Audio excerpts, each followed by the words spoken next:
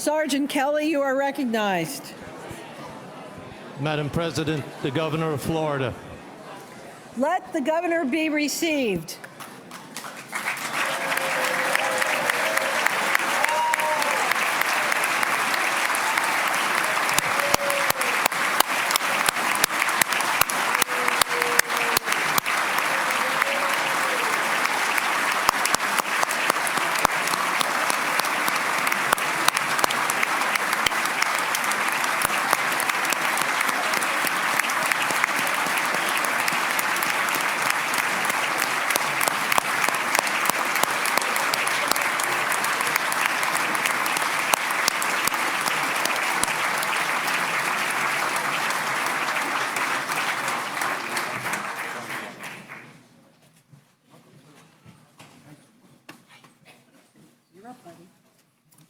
You gonna introduce me? Or just...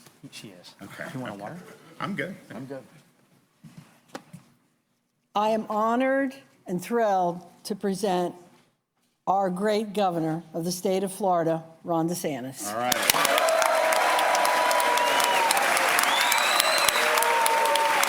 Thank you. Thanks so much. Thank you. Thank you very much.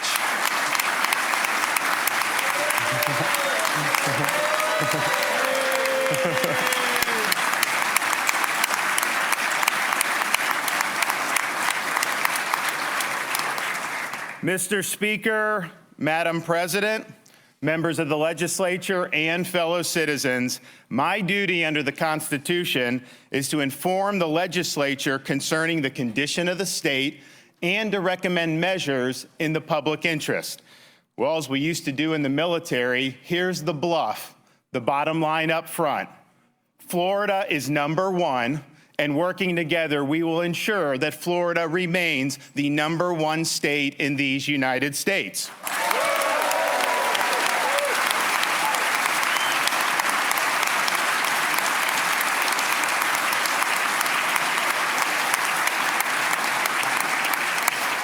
Florida is the fastest growing state in the nation. We rank #1 for net in-migration. We rank #1 in the nation for new business formations. We are #1 in economic growth amongst large states. Florida has more people employed today than before the pandemic. Our unemployment rate is one of the lowest on record, and it is significantly lower than the national average. And of course, as many of you know in this room, the last 2 years, we've seen the largest budget surpluses in the history of the state of Florida.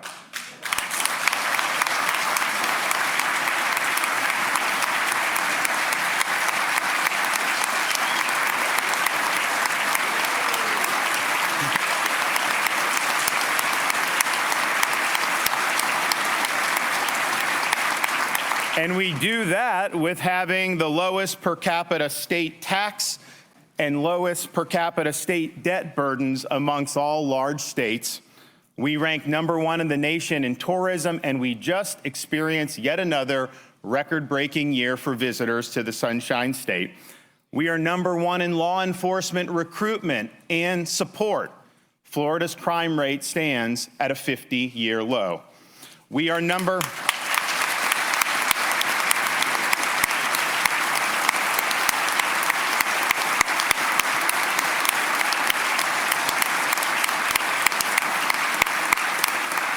We rank #1 in the nation for education freedom. We rank #1 in the nation for parental involvement in education. We rank #1 in 4th grade reading and math amongst all large states, and we have the #1 public higher education system in the country. We are #1 amongst large states for the quality of our roads, and Florida has the top 3 cruise ports in the entire world. We rank #1 for space-related development, manufacturing, and flight. And maybe most famously, we rank #1 for protections of our citizens against the biomedical security state, from prohibiting jab or job mandates to banning vaccine passports to ensuring hospital visitation rights.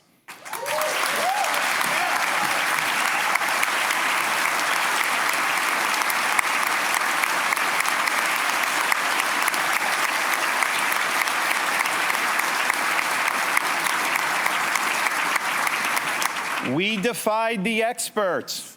We bucked the elites. We ignored the chatter. We did it our way, the Florida way. And the result is that we are the #1 destination for our fellow Americans who are looking for a better life.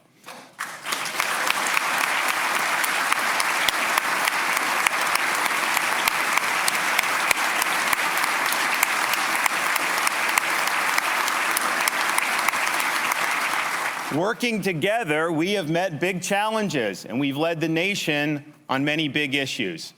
We don't make excuses. We don't complain. We just produce results. Florida stepped up in times of crisis. In September, Hurricane Ian smashed into Southwest Florida and barreled across our state. It left catastrophic damage in its wake, including the destruction of the Pine Island Bridge and the Sanibel Causeway. Local island residents were told it would take 6 months or more to restore the bridges, and so they appealed to the state for help. We took up the challenge, and 3 days later, we opened a rebuilt Pine Island Bridge.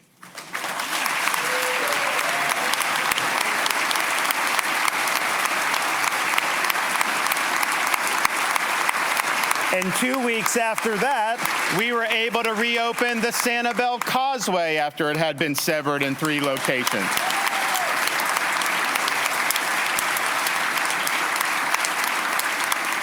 We're joined today by Stephen Soloway. If you can stand and be recognized, he's a business owner on Pine Island. In the immediate aftermath of the storm, he was helping residents by boat bring supplies for people that were in need. He has said that the reopening of the bridge was a godsend for the folks on Pine Island. They are coming back, and God bless you, sir.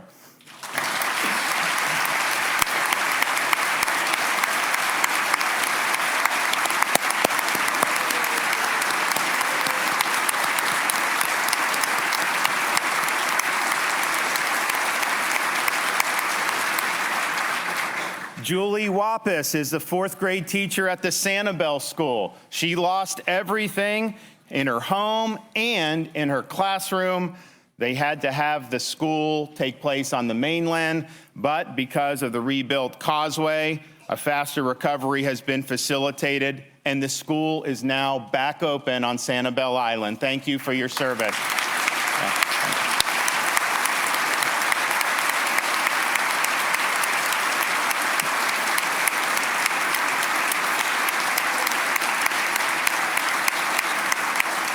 Also with us today is Barbara Morgan, a resident of Lee County. She was displaced from her home, very bad damage, and she was trying to get a temporary trailer from FEMA. Well, they weren't moving fast enough, so the state of Florida, in a first-of-its-kind program in the nation, stepped up to the plate, created our own program for travel trailers, and we were delighted to be able to get Barbara in a trailer on her own property as she works to rehab her home. Thank you for being here, and God bless you.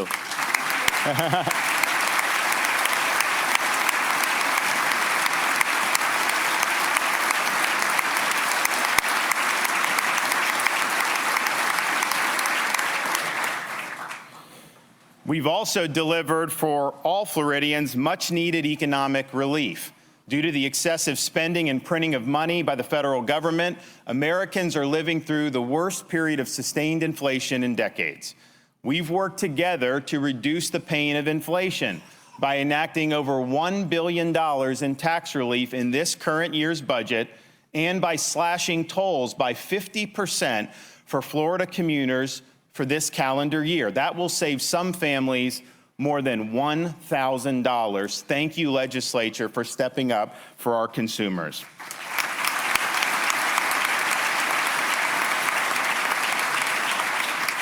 Florida is proud to stand for law and order. We are tough on crime, and we support the men and women of law enforcement. And we have made it very clear to prosecutors who believe they can disregard the law. You will be held accountable.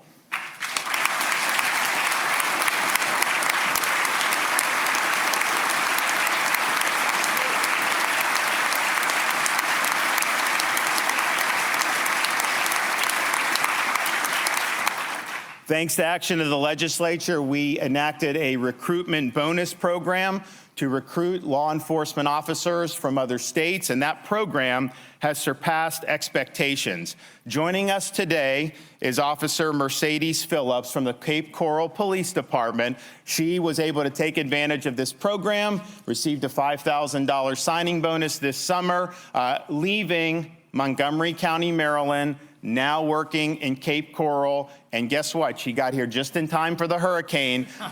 But she wouldn't trade what she's done, and she's made a great move. So thank you for your service, and we're happy to have you in Florida.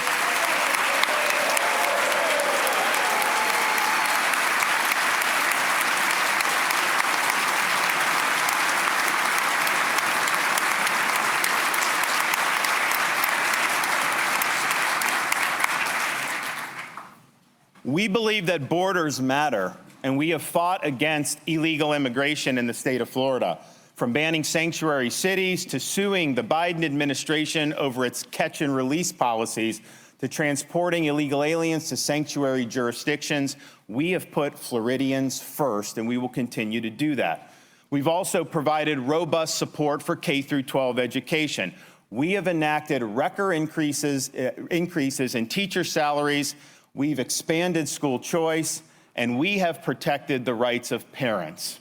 Joining us here today is Takesha Barrow, a fifth grade teacher from Renaissance Charter School in Wellington and a U.S. Army veteran. She had to leave the teaching profession for a time being. Part of the reason she came back is because we were increasing salaries, and so she's brought her U.S. Army experience back into the classroom. So thank you for what you do every day for our students. God bless.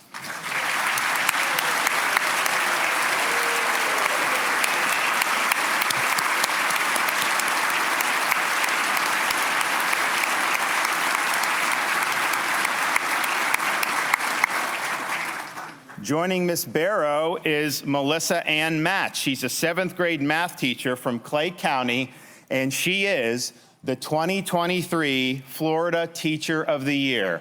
Thank you for what you're doing.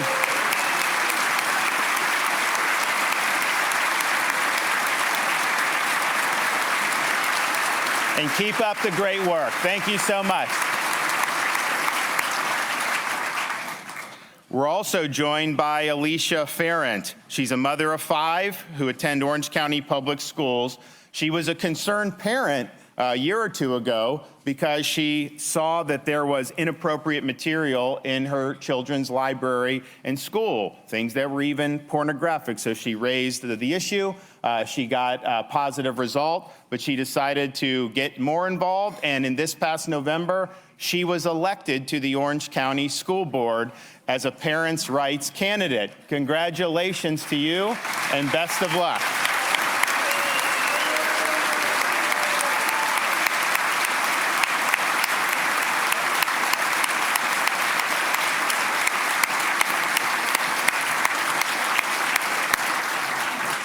We believe in workforce education, and we've expanded opportunities for Floridians to obtain certifications and credentials. A 4-year degree from a traditional brick and ivy university is one way you can be successful. It is not the only way. Joining us here today is Kirk Corwin. He's a driver with Walpole, Inc.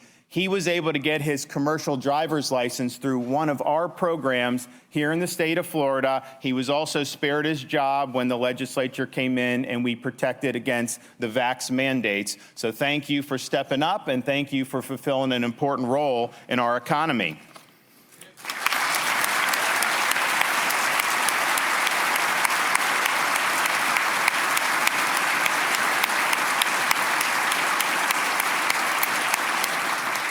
Four years ago, the state was producing about 600 truck drivers a year. Now, through all of our initiatives over the last 4 years, we're capable of producing 3,500 truck drivers each and every year. You want to talk about supply chain, you want to talk about making sure our economy runs. These guys are really important for that.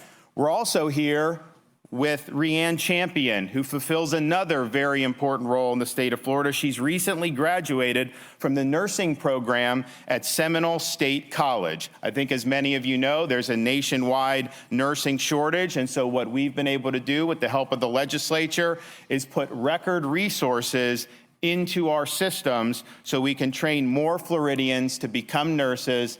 Thank you for what you're doing. I know everybody appreciates having a great nurse. God bless.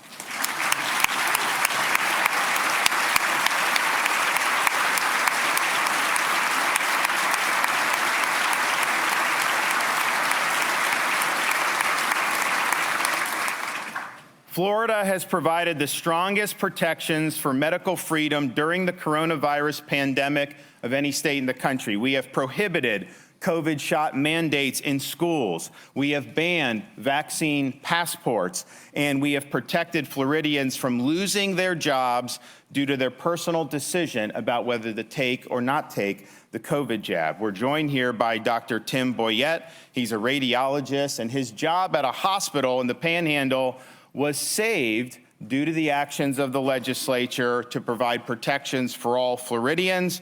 No Floridian should have to choose between a job they need and a shot they don't want. Thank you, doctor, for standing strong.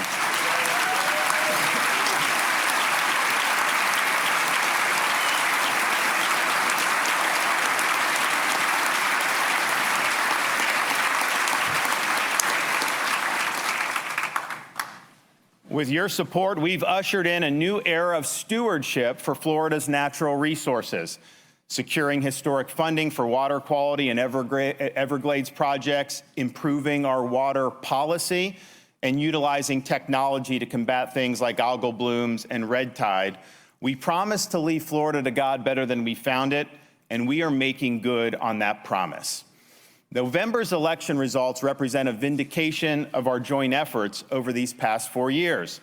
The results also vest in us the responsibility to lead and provide us the opportunity to shoot for the stars. Boldness, be our friend in this endeavor. We have a lot we need to accomplish. Our $2 billion tax cut package is the largest tax cut package in Florida history. It will help many who need relief from inflation, especially our Florida families. By permanently eliminating sales tax on all baby supplies, diapers, wipes, clothes, cribs, strollers, we will be able to say that in Florida, having a child will be tax-free. We are proud to be pro-family, and we are proud to be pro-life in the state of Florida.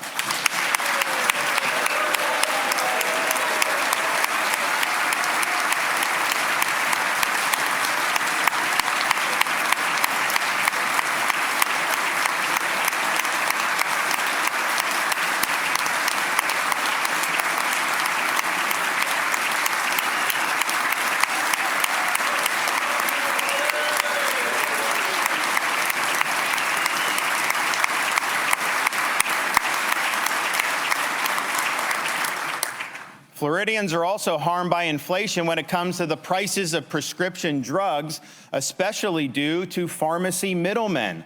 We must bring transparency to the system so that Floridians can save money on their drugs. We need reform of the PBMs.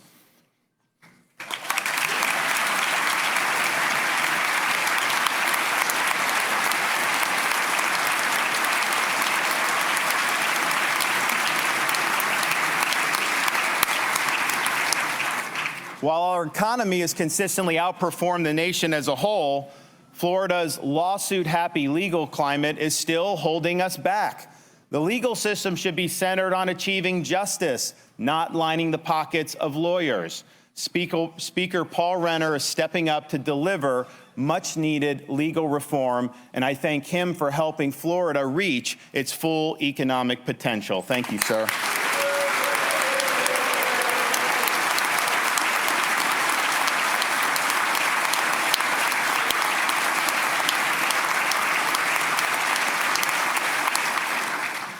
Our state is growing. Americans are voting with their feet, and we need to ensure that we're getting ahead of the population expansion by accelerating infrastructure projects. Our Moving Florida Forward infrastructure initiative will expedite 20 major interstate and roadway projects over the next 4 years. This will allow these projects to be completed a decade ahead of schedule, and just think of how much time that will save Floridians from having to sit in the awful traffic that they sometimes have to do. We also need to ensure that our supply of housing is adequate to meet the needs of those in our workforce. Workers who make our economy tick should be able to find a place to live that's affordable in their general area of their jobs. And I want to thank President Kathleen Passidomo for tackling this issue head on, and I look forward to working with her to deliver big results.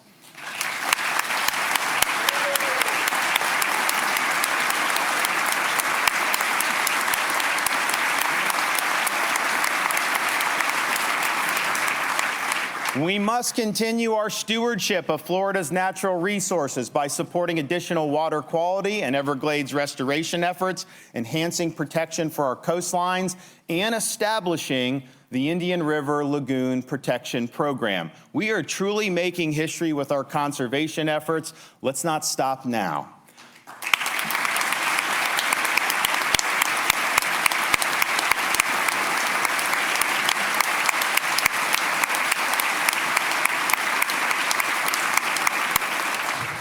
We have rejected the biomedical security state in Florida and have provided protections for Floridians against unwanted medical interventions, but those protections are set to expire in July. It's important that we make all of these protections permanent. Protection from medical authoritarianism should not have an expiration date in the free state of Florida.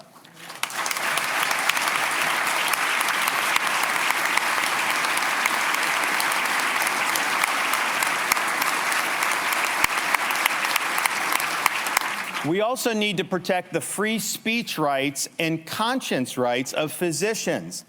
The medical establishment whiffed an awful lot during COVID, and physicians who follow the evidence should not be penalized simply because they buck a stale consensus. We must continue our momentum with K-12 education by increasing teacher salaries, enacting a teacher's Bill of Rights, providing paycheck protection for teachers, expanding school choice, and fortifying parents' rights. Our schools must deliver a good education, not a political indoctrination.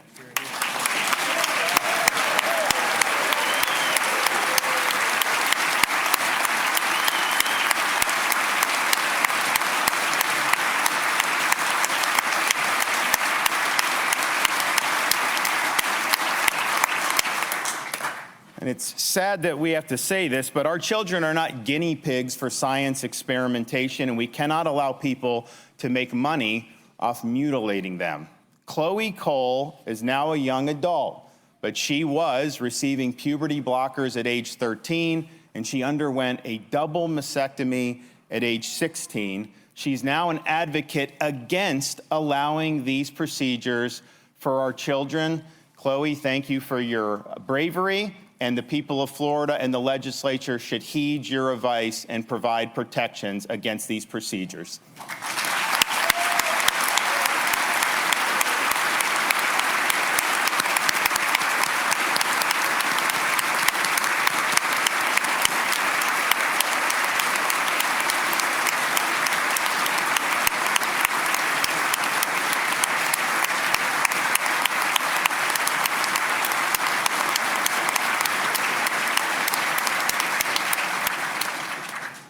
The massive amount of fentanyl being trafficked across the southern border has devastated families across our nation.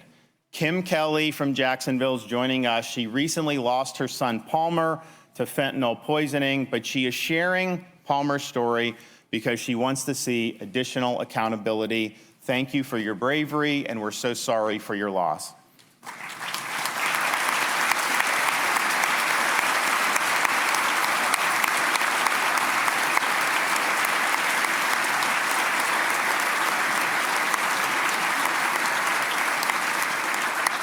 We need to increase penalties for fentanyl dealers, especially those who target our children. And to do that, we must treat them like the murderers that they are.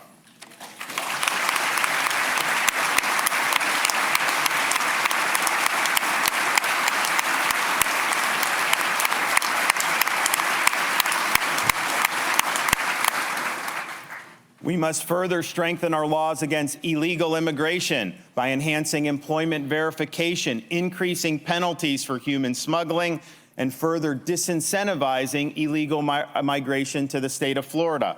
Florida is not a sanctuary state, and we will uphold the rule of law.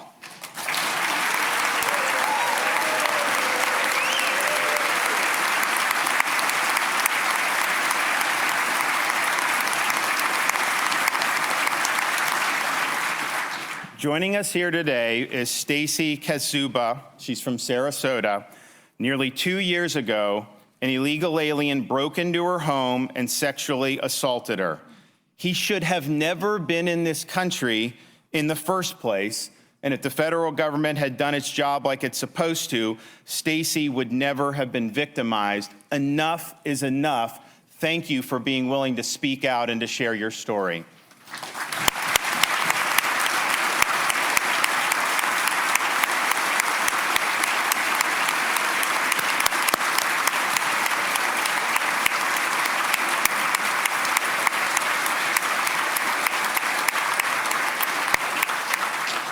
We also need to ensure that our bail system is conducive to public safety.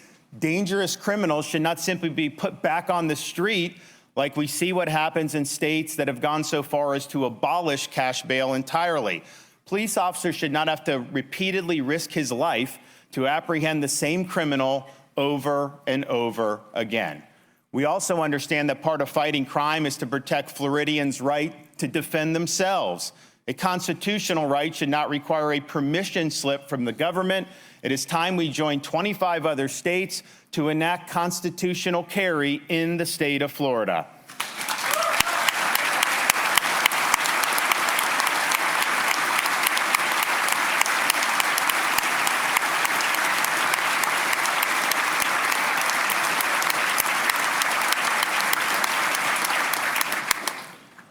The Chinese Communist Party represents the greatest economic, strategic, and security threat that our country faces. We in Florida have long recognized this and have taken action, such as by banning the CCP's Confucius Institutes at our state colleges and universities. Now we see the CCP trying to make strategic land purchases across the U.S., and our message in Florida is very simple. We will not allow land grabs by CCC-backed businesses in our state.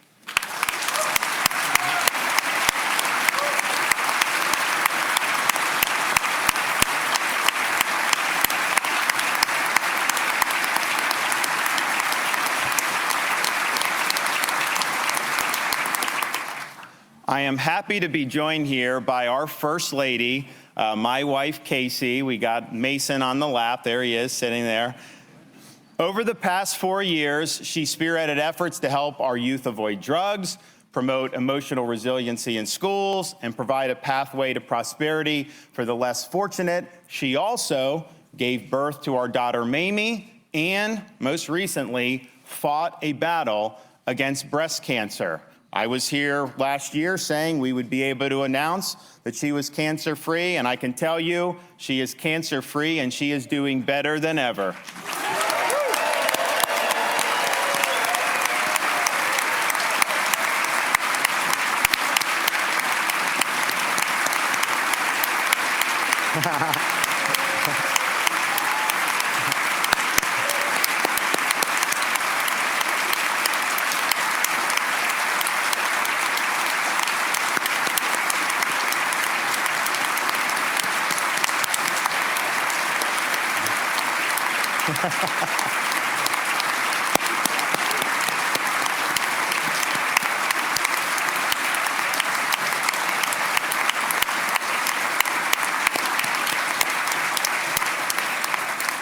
Now, she's taken her experience as a cancer survivor and helped to launch the Cancer Connect Collaborative, which will rethink Florida's battle against cancer by breaking down long-standing silos between researchers, cancer facilities, and medical providers to provide and improve research and treatment. And I want to thank her for taking her experience, as difficult it was, and applying it in ways that are going to help people battle cancer. Thank you so much.